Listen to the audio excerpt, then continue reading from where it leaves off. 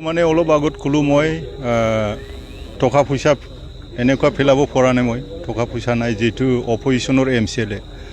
কিন্তু ভগৱানে মোক সহায় কৰিছে আৰু মোৰ যিমান ৰাইজ আছে মোক সহায় কৰিছে কমসে কম 2900 কাছাকাছি মই জিকিলো সাৰ্টিফিকেট পোৱা নাই সাৰ্টিফিকেট দিব তো মই মোৰ তৰফৰ পৰা সকলো মোৰ কৰ্মীসকল আৰু যিমান ভোটাৰ আছে সকলোকে আৰু বিভিন্ন সংগঠনৰ পৰা মোক ভিতৰত আৰু ওপৰত মোক সহায় কৰিছে ফাইনান্সিয়ালি যি পাৰি মোক সহায় কৰিছে সকলোকে ধন্যবাদ দিছোঁ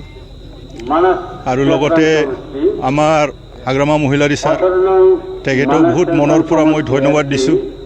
তো বাকি আমি যদি গভৰ্ণমেণ্ট কৰিব পাৰোঁ তেনেহ'লে ৰাইজে যেনেকুৱা বিটিচি বাছি যেনেকুৱা বিচাৰিছে এনেকুৱা ভাল কাম কৰিবৰ কাৰণে মই চেষ্টা কৰিম আৰু আমাৰ আগ্ৰামা ছাৰে যদি গভৰ্ণমেণ্ট বনায় মোক ইএম দিব বুলি অলৰেডি সমষ্টিত ডিক্লেয়াৰ কৰিছে ডিপাৰ্টমেণ্টত ডিক্লেয়াৰ কৰিছে চাম কি হয় এতিয়া কোনে কিমান জিকে পিছত হ'ব এইবিলাক তো মই সকলোকে ধন্যবাদ দি মোৰ যি নেকি আপোনালোকৰ ওচৰত চমুকৈ পিছত কৈ থাকিম এতিয়া ক'ব লগা একো নাই মইতো আগত 29 চনমান যাব 2900 এনেকুৱা যাব আগত যেনেকুৱা আছিলে 2020ত ঠিক তেনেকৈয়ে অলপ 100-200 কম বেছি 50-60টা এনেকুৱা কম বেছি হৈছে ইপিপিএল চৰকাৰ শক্তিশালী এজন কাৰ্যবাহী সদস্য আপোনালোকৰ যুঁজ হৈছে এই ক্ষেত্ৰত আপোনাৰ মই অথনি ক'লো অলপ আগতে ক'লো তেখেতে বহুত পইচা পেলাইছিল এতিয়া পইচা কামত দিয়া নাই আৰু যেটো সি বাহিৰৰ হয় মই হ'ল বিটিচি সৃষ্টি হোৱাত ৰাইজৰ লগত থাকি পেলাই আমাৰ 16 নম্বৰ নিচিমা সমষ্টিটো তেতিয়া মই এফচুৰ প্ৰেচিডেণ্ট আছিলোঁ তেতিয়াই মই এইটো সমষ্টিটো মোৰ ৰাইজক লৈ পেলাই বনাইছোঁ ফেৰেঙা ৰঞ্জিত বসুমতাৰী তেখেতৰ একো ইয়াত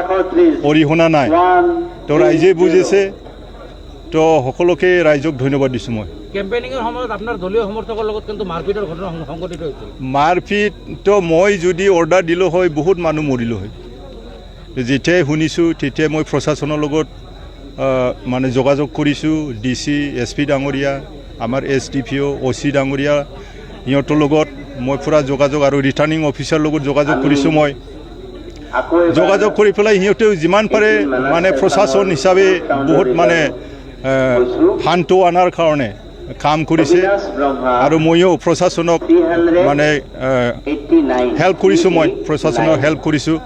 মই কোনো যাতে ল' এণ্ড অৰ্ডাৰটো যাতে বিঘ্নিত নহয় এইটো কাৰণে তেতিয়াই মই মানে মোৰ ৰাইজক মিডিয়াৰ যোগেদি মই অনুৰোধ কৰিছোঁ যাতে কোনো এটা গণ্ডগোল যাতে নহয় নহ'লে আমাৰ মাজত বহুত মানে মানুহ মৰিলে হয়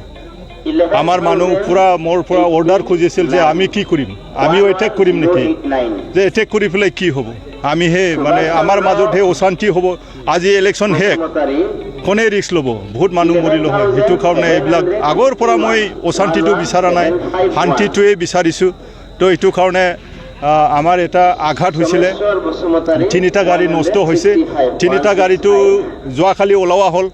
MBI ৰিপৰ্ট পালোঁ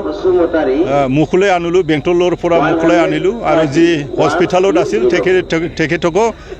মানে এতিয়া হস্পিটেলৰ পৰা ৰিলিজ এতিয়া সুস্থ হৈ আছে